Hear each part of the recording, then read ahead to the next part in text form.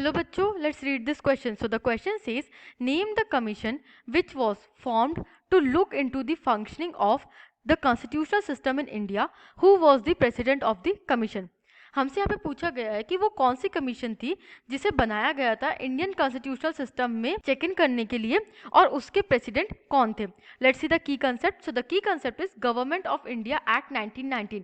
Government of India act 1919 के under Indian constitutional system को setup किया जाता है जिसमें प्रोविंशियल और लेजिस्लेटिव काउंसिल्स को सेटअप किया जाता है.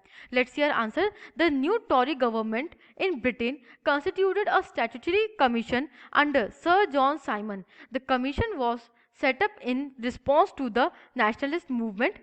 The commission was to look into the functioning of the constitutional system in India and suggest changes. It was heavily protested as there was no Indian member in the commission.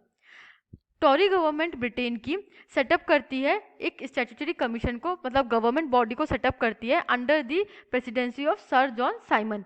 ये commission setup हुआ था against the nationalist movements जो भी चल रहे थे India में उनके खिलाफ. और इसका मेन फंक्शन था इंडियन कॉन्स्टिट्यूशनल सिस्टम को देखना, उसके ऊपर रिपोर्ट प्रिपेयर करना और जो भी लेजिटिमेट सजेशंस है उनको बताना.